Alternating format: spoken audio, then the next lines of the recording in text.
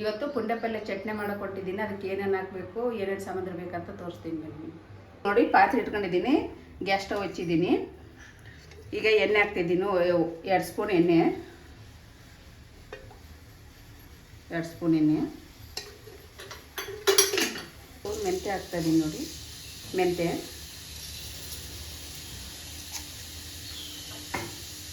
ಚೆನ್ನಾಗಿ ಹುರಿಬೇಕಿದೆ.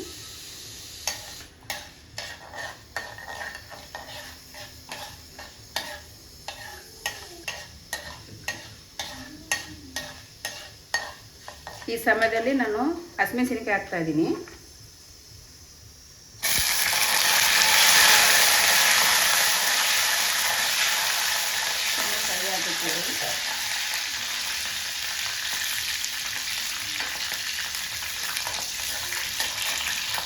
ಈ ಸಮಯದಲ್ಲಿ ನಾನು ಬೆಳ್ಳುಳ್ಳಿ ಹಾಕ್ತಾ ಇದ್ದೀನಿ.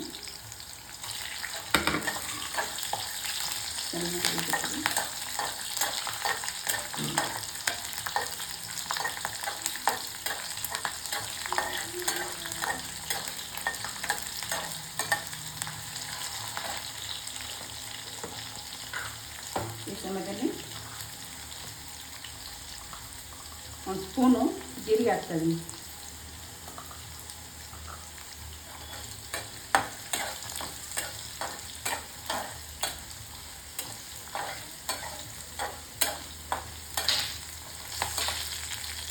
ಇದು ಈಗ ಆಗಿದೆ. ಇದು ಈಗ ನಾನು ಪುಂಡೆ ಸೊಪ್ಪು ತೊಗೊಂಡಿದ್ದೀನಲ್ವ, ತೊಳೆದು ಕ್ಲೀನ್ ಮಾಡಿ ಇಟ್ಕೊಂಡಿದ್ದೀನಿ. ಇದು ಕ್ಲೀನ್ ಮಾಡಿ ಇಟ್ಕೊಂಡಿದ್ದೀನಿ.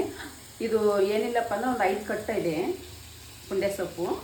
ಈಗ ಅದರಲ್ಲಿ ಹಾಕ್ತಾಯಿದ್ದೀನಿ. ಇದು ನೋಡ್ತಾ ಇರ್ಬೋದು, ಉರಿತಾ ಇದ್ದೀನಿ. ಇದು ಚೆನ್ನಾಗಿ ಉರಿಬೇಕು. ನಾನು ಸ್ವಲ್ಪ ಹಾಕಿ ಮಾಡ್ತಾಯಿದ್ದೀನಿ ಫಸ್ಟು. ಅದು ಇರುತ್ತಲ್ಲ,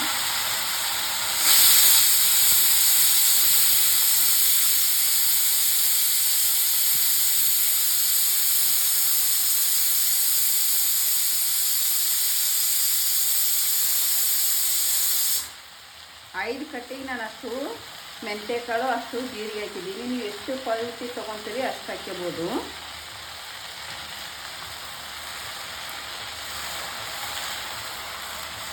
ಪುಂಡೆ ಚಟ್ನಿ ಇದು ಚೆನ್ನಾಗಿ ಎಲ್ಲ ನೀರೆಲ್ಲ ಹೋಗಬೇಕು. ಈಗ ನೋಡಿ, ನೀರೆಲ್ಲ ಹೋಗ್ತಾ ಇದೆ. ಇದು ನಾನು ಮೆಂತ್ಯ ಹಾಕಿದ್ರಿಂದ, ಜೀರಿಗೆ ಹಾಕಿದ್ರಿಂದ ಆರೋಗ್ಯಕ್ಕೆ ಒಳ್ಳೆಯದು. ಈ ಸಮಯದಲ್ಲಿ ನಾನು ಅರಿಶಿನ ಪುಡಿ ಹಾಕ್ತಾಯಿದ್ದೀನಿ. ಒಂದು 4 ಸ್ಪೂನ್ ಅರಿಶಿನ ಪುಡಿ ಹಾಕ್ತಾಯಿದ್ದೀನಿ.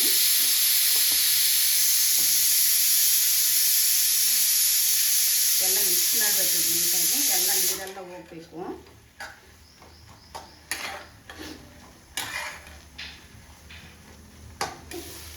ಈಗ ನೋಡ್ತಾ ಇರ್ಬೋದು, ಇದು ಆಗಿದೆ ನೋಡಿ. ಈಗ ನೀರೆಲ್ಲ ಹೋಗಿದೆ. ಇದು ಸ್ವಲ್ಪ ತಣ್ಣಗಾಗಕ್ಕೆ ಬಿಡೋಣ. ತಣ್ಣಗಾದ್ಮೇಲೆ ನಿಮ್ಗೆ ಒಳ್ಕಲ್ಲಿದ್ದರೆ ಒಳ್ಕಲ್ಲಲ್ಲಿ ರುಬ್ಬೋದು. ನಾನು ಮಿಕ್ಸಿಗೆ ಹಾಕ್ತಾಯಿದ್ದೀನಿ ಒಳ್ಕಲ್ಲಕ್ಕೆ. ಈಗ ಒಂದು 10 ನಿಮಿಷ ಆರಕ್ಕೆ ಬಿಡೋಣ. ಇದು ಆರಿದ್ಮೇಲೆ ನಾನು ಮಿಕ್ಸಿಗೆ ಹಾಕೋಣ. ಮಿಕ್ಸಿಗೆ ಹಾಕಿದ್ಮೇಲೆ ನೀವು ತೋರಿಸ್ತೀನಿ. ನಾನು ಉಪ್ಪು ಹಾಕ್ತಾಯಿದ್ದೀನಿ.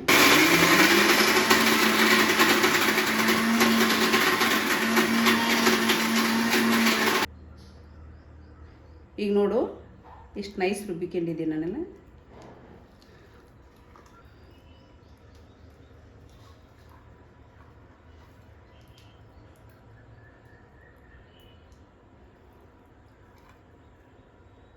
ಒಗ್ಗರಣೆ ಹಾಕಿ ನಿಮಗೆ ತೋರಿಸ್ತೀನಿ ಚಟ್ನಿನ. ಇದು ಬಿಸಿಯಾಗಿದೆ. ಈಗ 1 ಸ್ಪೂನ್ ಎಣ್ಣೆ ಹಾಕ್ತಾಯಿದ್ದೀನಿ ನೋಡಿ.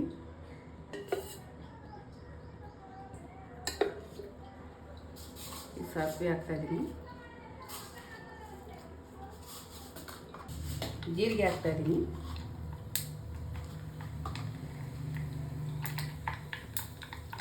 ಒಂದು 4 ಬೆಳ್ಳುಳ್ಳಿ ಹಾಕ್ತಾಯಿದ್ದೀನಿ. ಒಗ್ಗರಣೆಗೆ ಟೇಸ್ಟ್ ಚೆನ್ನಾಗಿರ್ತದೆ ಅಂತ ಹಾಕ್ತಾಯಿದ್ದೀನಿ.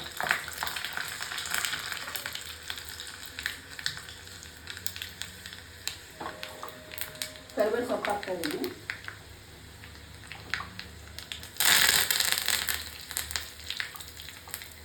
ಸ್ವಲ್ಪ ಕೆಂಪಗಾಗಲಿ. ಒಣಮೆಣಸಿನ್ಕಾಯಿ ಹಾಕೋದಾಗಿತ್ತು, ಒಣಮೆಣಸಿನ್ಕಾಯಿ ಖಾಲಿ ಆಗಿದೆ. ಈಗ ನೋಡ್ತಾ ಇರ್ಬೋದು, ಪುಂಡೆ ಪಲ್ಯ ಚಟ್ನಿ ಅನ್ನಕ್ಕಾಗಿರ್ಬೋದು, ಮುದ್ದೆಗಾಗಿರ್ಬೋದು ಚೆನ್ನಾಗಿರ್ತೈತೆ. ಅದು ಮುದ್ದೆ ಕೂಡ ಚೆನ್ನಾಗಿರ್ತೈತಿ, ಅನ್ನಕ್ಕೂ ಕೂಡ ಟೇಸ್ಟ್ ಚೆನ್ನಾಗಿರ್ತೈತೆ. ನೀವು ಮನೇಲಿ ಮಾಡ್ಕೊರಿ. ಟೇಸ್ಟ್ ಹೇಗಿದೆ ಅಂತ ಹೇಳ್ರಿ, ಕಮೆಂಟ್ ಮಾಡಿರಿ. ಲೈಕ್ ಮಾಡಿರಿ.